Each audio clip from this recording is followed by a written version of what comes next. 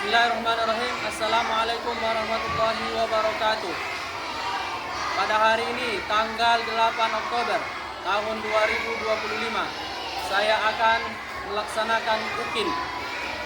Nama saya Habibi Harhab, NIM 25211000889, mahasiswa PPG BED 2 LPTK Wing Syahada Padang Sinimpuan.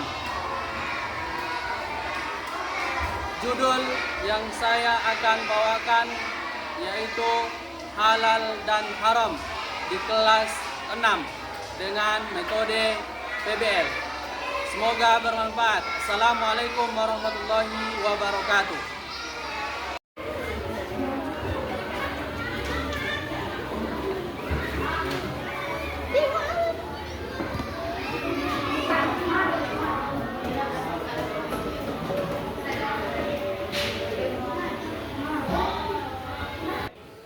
Bismillahirrahmanirrahim. Anak-anak Ustaz, hari ini kita akan memulai pembelajaran. Assalamualaikum warahmatullahi wabarakatuh. Waalaikumsalam warahmatullahi wabarakatuh. Baik anak-anak Ustaz, alhamdulillahirabbil alamin wassalatu wassalamu ala asyrofil anbiya'i wal mursalin wa ala alihi wa sahbihi ajmain. Amma ba'du, kembali kita mengucapkan rasa syukur, limpahan rahmat beserta karunia yang diberikan oleh Allah Subhanahu wa taala. Salawat dan salam kepada junjungan kita yakni Nabi Muhammad sallallahu alaihi wasallam dengan ucapan Allahumma shalli ala sayyidina Muhammad wa ala ali sayyidina Muhammad. Baik anak-anak Ustaz, di siang hari ini mengawali pembelajaran kita anak-anak Ustaz, kita buka dengan melafazkan basmalah. Bismillahirrahmanirrahim. Anak-anak Ustaz, bagaimana kabarnya di hari ini? Sehat, cerdas, semangat, ceria. Allahu Akbar. Insyaallah, terima kasih atas penyampaian siang hari ini sudah mengucapkan sehat. Semoga nanti kegiatan kita dalam pembelajaran ini bisa kita pahami apa yang telah kita pelajari. Baik, untuk mendapatkan keberkahan kita dalam belajar, maka Ustaz akan menunjuk satu orang ke depan nanti berdoa yang mau maju ke depan untuk mewakili anak Ustaz berdoa. Siapa?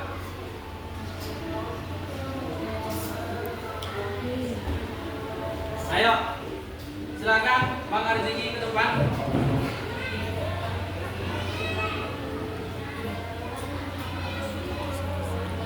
Kita berdoa.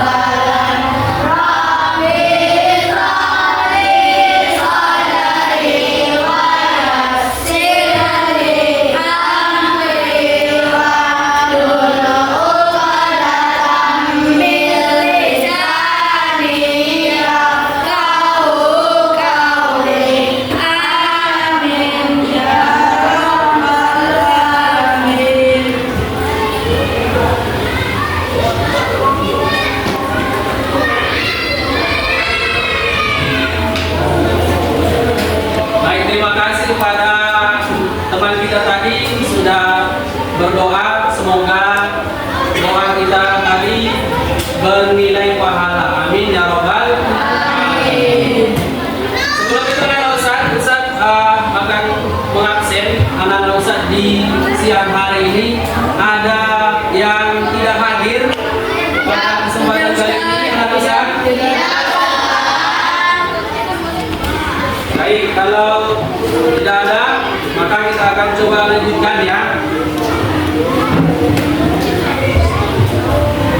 Kemudian untuk menambah rasa nasionalisme kita terhadap bangsa Indonesia, maka kita akan sama-sama berdiri untuk mendengarkan lagu nasional. Pada anak Ustaz dipersilakan untuk berdiri.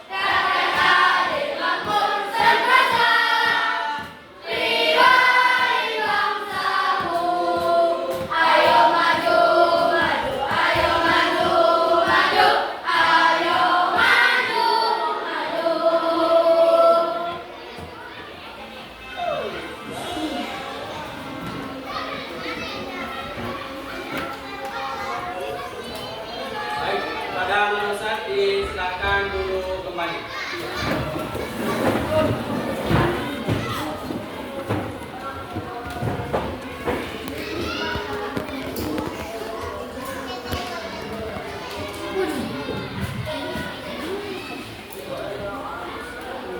Baik, anak Ustaz, di siang hari ini kita akan mulai pembelajaran kita yang baru. Tapi sebelum itu Ustaz akan mereview kembali sedikit pembelajaran kita yang sudah lampau, yaitu tentang, ada yang masih ingat di bab 3. Ayo. Nah, tentang apa, Pak? Pentingnya saling memaafkan. Iya, pentingnya saling memaafkan. Nah, anak-anak Ustaz, pentingnya saling memaafkan ini masih ingat tentunya. Yang pertama adalah kita harus mengetahui arti dari maaf. Maaf artinya adalah suatu ungkapan yang bersalah dalam dirinya. Itu adalah arti dari maaf. Maka selanjutnya kita akan masuk ke materinya. Sebelum itu, anak-anak Ustaz, coba perhatikan. Ada di sini buah gambar. Yang pertama, mereka itu sedang makan bersama keluarga, ya kan? Kemudian ada di sampingnya ini, ya ada contohnya jenis makanan. Kemudian ada tanda silang di sana, ada minuman juga. Ini ada 2. Baik, anak Ustaz, ada yang bisa menanggapi apa judul kita pada siang hari ini? Halal dan haram, Ustaz. Pendapat lain menurut anak Ustaz tentang gambar yang ada di depan. Ya, silakan. Makanan yang harus dijadikan Ya, makanan yang harus dijaga dalam Islam. Nah, anak-anak Ustaz, sebelum itu Ustaz akan menyampaikan dulu, ya. Di sini sebelum kita masuk nanti ke materinya, di sini ada tujuan pembelajaran kita. Yang pertama, siswa mampu menjelaskan definisi halal dan haram. Siswa mampu menyebutkan dasar hukum halal dan haram. Kemudian yang ketiga, siswa menjelaskan sebab-sebab halal dan haram. Dan yang terakhir adalah siswa mampu menjelaskan tentang halal dan haram. Yang disampaikan anak Ustaz tadi betul, ya. Yang disampaikan oleh teman kita tadi ada si Uda, betul. Kemudian juga ada si Tasya. Ada kaitannya dengan materi yang kita akan bahas di siang hari ini. Nah, anak Ustaz, di sini sebelum kita memulai pembelajaran itu maka ada peta konsepnya. Kita harus mengetahui dulu pembahasan apa nanti yang akan dipelajari. Yang pertama adalah larangan Allah. Kemudian di situ ada yang kedua perintah Allah. Nah, anak-anak Ustaz, di sini yang pertama adalah hukum halal dan haram. Kita akan bahas nanti yang pertama definisi. Definisi di situ nanti kita akan sampaikan. Kemudian ada dasar hukumnya. Yang selanjutnya sebab-sebab itu halal dan haram. Kemudian yang terakhir penerapan dalam sikap. Nah, anak-anak Ustaz, di situ yang pertama adalah halal. Nah, menurut anak-anak Ustaz, apa pengertian dari halal itu? Ya, silakan.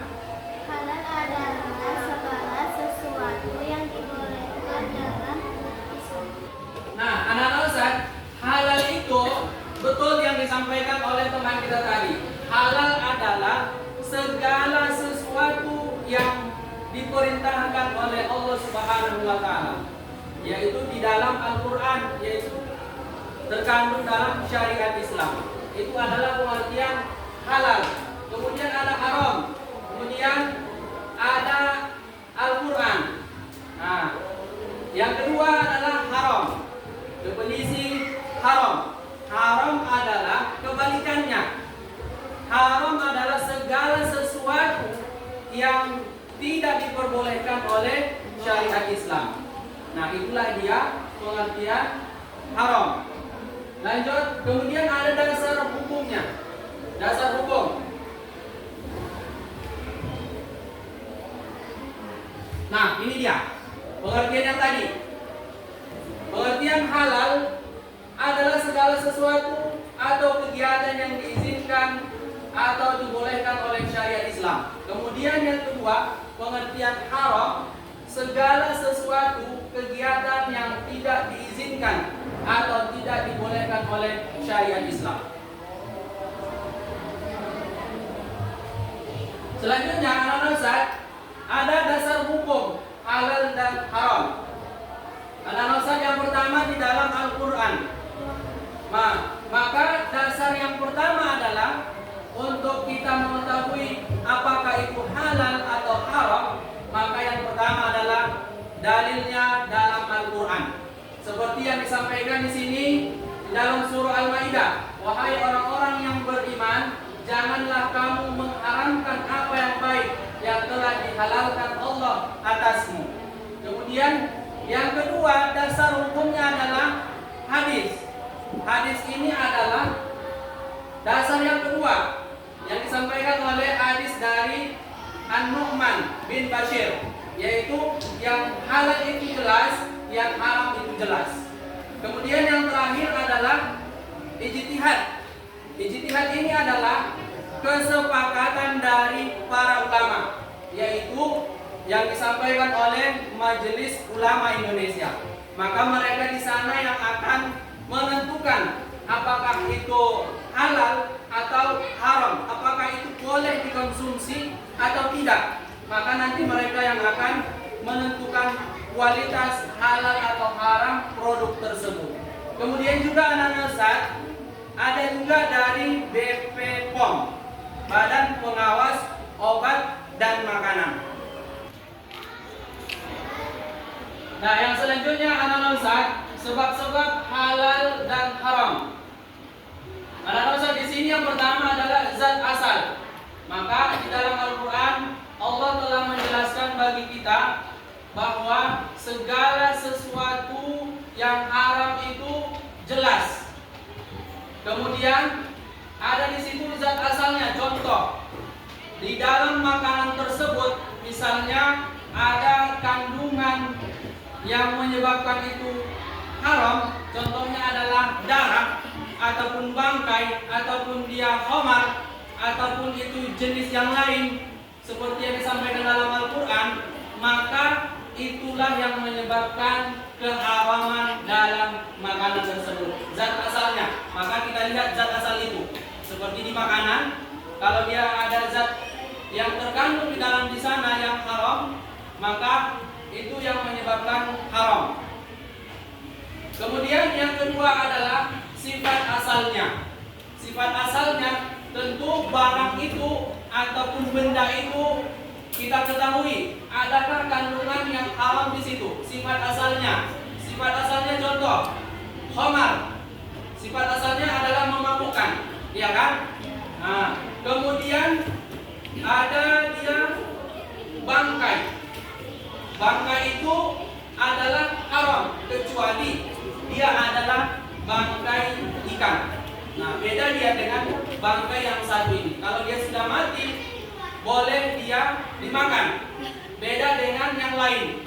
Contoh yang lain juga anak Ustaz, ketika sifat asalnya itu kita jadikan menjadi makanan, maka di sini juga akan berubah menjadi haram. Sedikit saja itu terpengaruh ke dalam makanan ataupun minuman, maka itu haram untuk kita makan ataupun kita konsumsi. Dan yang ketiga adalah proses. Anak-anak Ustaz, ketika anak-anak Ustaz berbelanja dimanapun tempatnya, membeli makanan, maka yang harus diperhatikan adalah proses dari pembuatan makanan itu, anak-anak Ustaz. Banyak sekali anak-anak Ustaz yang kita tidak tahu bagaimana prosesnya. Proses makanan itu, apakah dia halal, apakah dia haram, maka kita lihat yaitu proses. Prosesnya bagaimana dia? Contoh dalam pembuatan makanan. Ini contohnya Ustaz buat adalah makanan ringan seperti bakso. Nah, prosesnya itu apakah dia menggunakan alat-alat yang halal?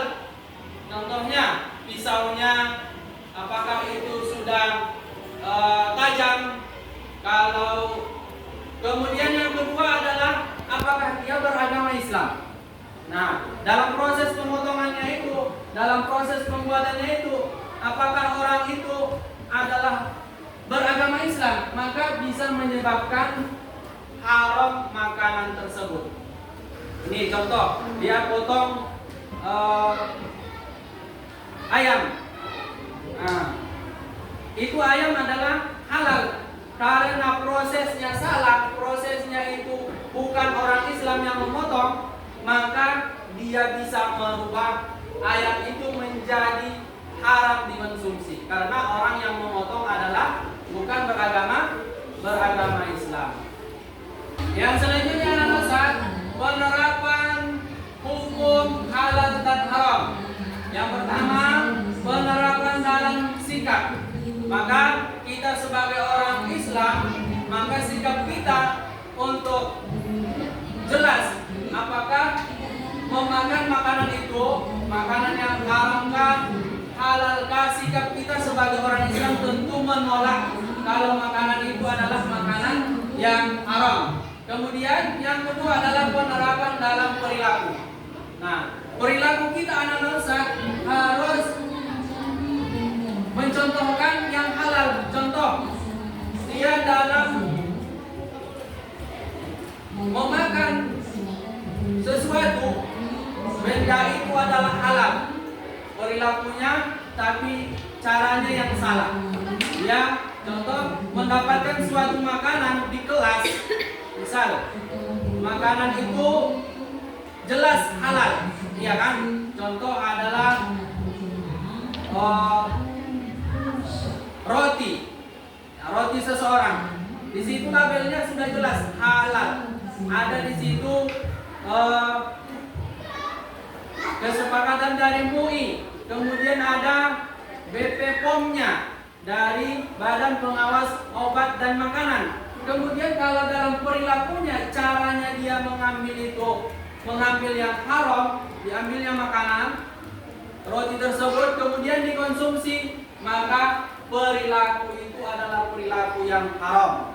Nah, kemudian yang selanjutnya adalah penerapan dalam konsumsi. Nah, penerapan dalam konsumsi anak-anak Ustaz bisa melihat di dalam makanan itu apakah dia ada label halalnya. Nah, kemudian ada dia BP POM yang mengakui bahwa makanan itu makanan yang halal. Kemudian ada juga di dalam deterjen ataupun dalam sabun, dalam sikat gigi dan lain sebagainya. Maka di sini anak-anak Ustaz, dalam konsumsi ini kita harus bisa mengetahui itu halal atau tidak. Nah, deterjennya misal kalau di dalam deterjen itu ada sesuatu yang menyebabkan haram, ada darah di sana, ada bangkai di sana, ada khamar di sana, maka kita tidak bisa memakai pakaian yang kita cuci. Nah, nanti kita bawa sholat, ya kan? Maka dalam perilakunya tidak bisa, kemudian dalam konsumsinya juga tidak bisa. Nah, seperti makanan, seperti ya kan? Nah, makanan ringan, maka lihat lagi di sana apakah ada label halalnya. BP POM yang menyatakan itu bisa dikonsumsi.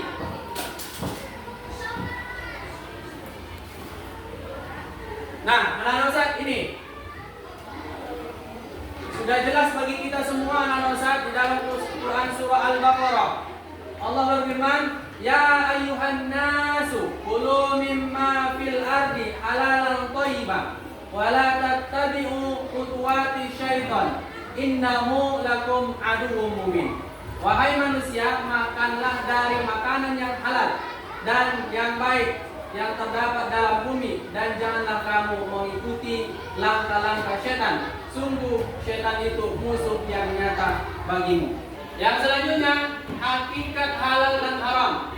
Halal adalah sesuatu yang diperbolehkan menurut ketentuan syariat Islam. Kemudian haram adalah segala sesuatu yang dilarang menurut ketentuan syariat Islam.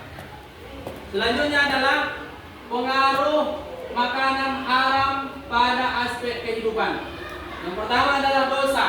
Kemudian yang kedua membahayakan tubuh. Kemudian yang ketiga mempengaruhi sifatnya dan perilaku manusia. Kemudian yang terakhir ditolaknya amal ibadah dan doa.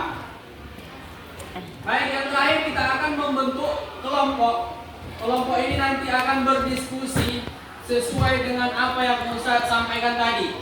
Maka anak-anak nanti berdiskusi dengan temannya, ditunjuk di sana sebagai ketua kelompok, kemudian yang menyampaikan materinya, kemudian yang akan menulis.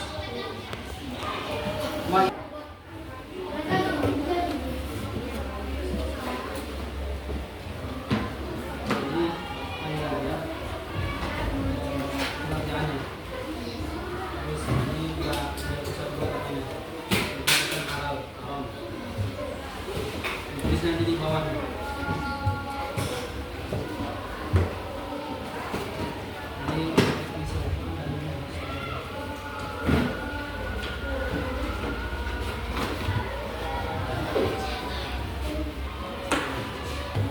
Maaf ya. Yang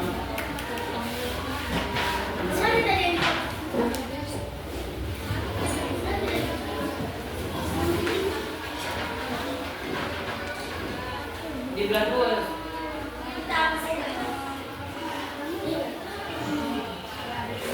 Jadi kayak gini.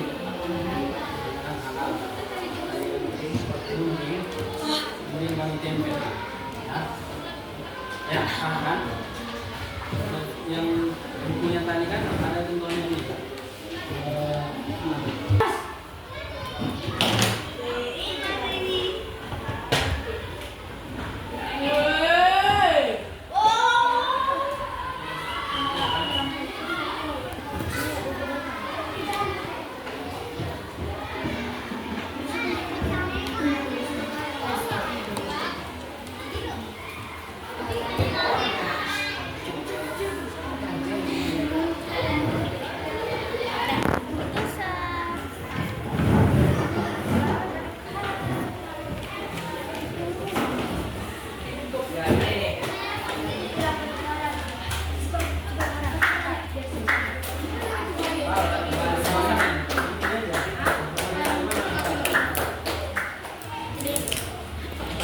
Baik, kita masuk ke sesi untuk penampilan hasil-hasil yang telah didiskusikan oleh anak-anak Ustaz.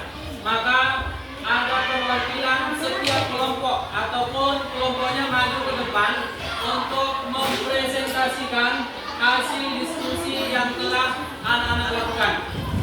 Kepada anak-anak Ustaz yang pertama kelompoknya. Baik, silakan ke depan.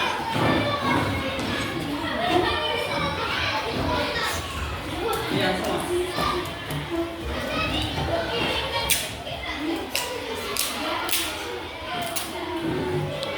Salam.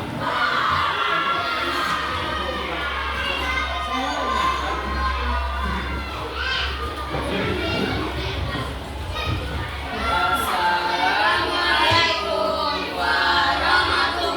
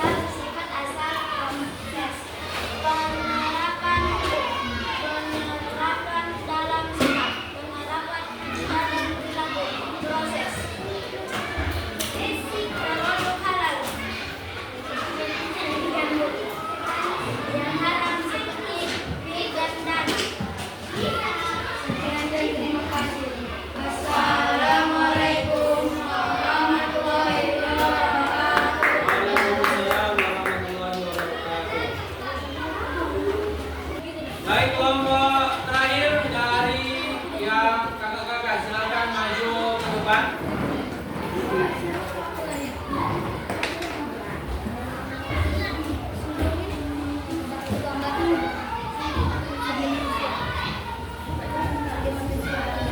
Assalamualaikum warahmatullahi wabarakatuh.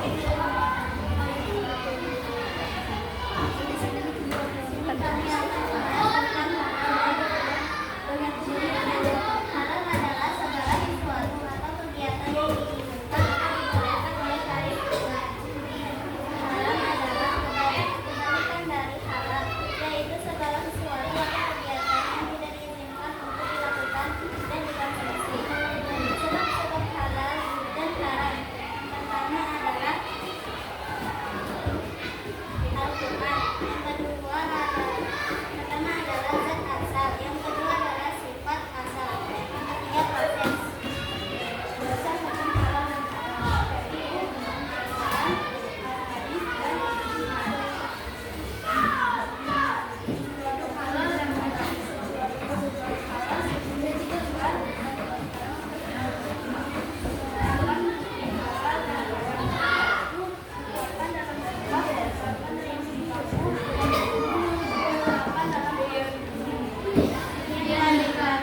Assalamualaikum warahmatullahi wabarakatuh. Waalaikumsalam warahmatullahi wabarakatuh.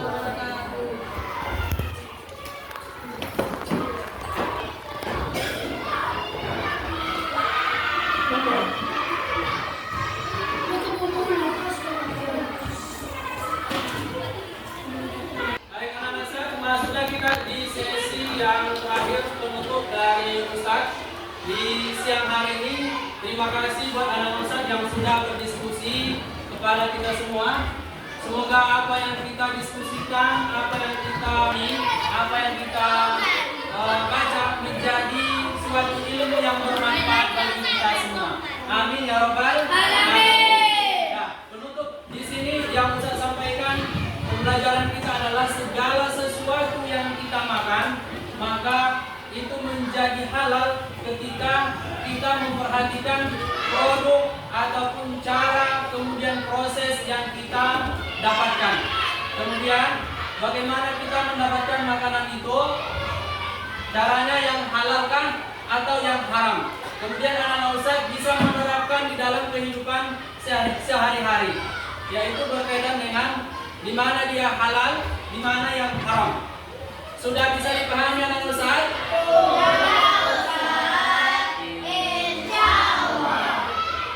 Kita akan tutup pembelajaran kita dengan ice breaking ataupun lebih semangat kita dalam menghadapi pembelajaran di hari yang selanjutnya. Kita coba tepuk dulu. Tepuk SDIT Reva.